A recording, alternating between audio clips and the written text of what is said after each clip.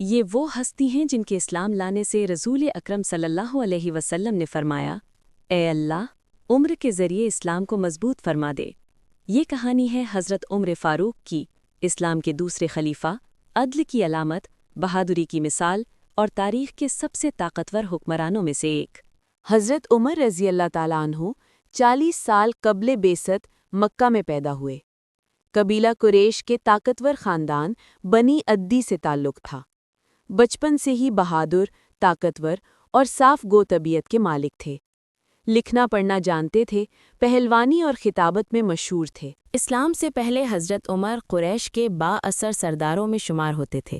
حق پسند تھے مگر اسلام کے خلاف تھے، یہاں تک کہ وہ اسلام کو مٹانے کے ارادے سے نکلے، لیکن انہیں نہیں معلوم تھا کہ آج ان کی تقدیر ہمیشہ کے لیے بدلنے والی ہے۔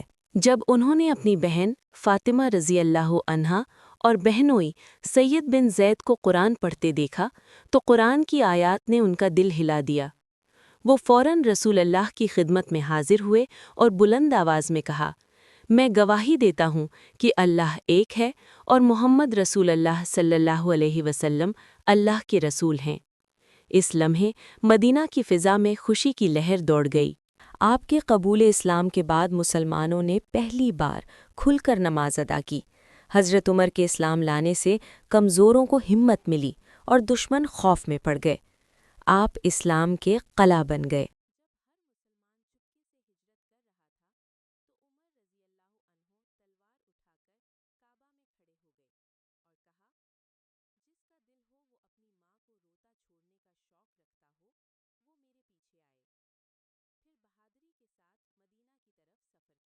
حضرت ابو بکر کے وصال کے بعد مسلمانوں نے عمر کو خلیفہ منتخب کیا۔ یہ وہ دور تھا جب اسلامی ریاست چھوٹی تھی لیکن اگلے 10 سالوں میں دنیا کی سب سے بڑی طاقت بن گئی۔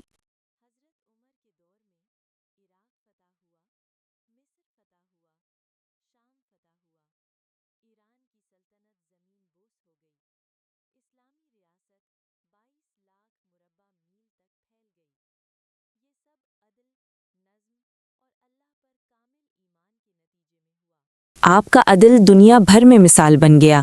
کوئی امیر ہو یا غریب، بدوی ہو یا شہزادہ، سب ایک ہی قانون کے پابند تھے۔ مشہور ہے کہ آپ نے فرمایا، دجلہ کے کنارے کوئی کتا بھی پیاسا مر گیا تو عمر سے پوچھا جائے گا۔ رات کے اندھیرے میں آپ لوگوں کے حالات دیکھنے کے لیے خود نکلتے، بھوکوں کو کھانا دیتے، بے سہارا لوگوں کی مدد کرتے۔ کسی کو خبر بھی نہ ہوتی کہ یہ مسلمانوں کا خلیفہ ہے۔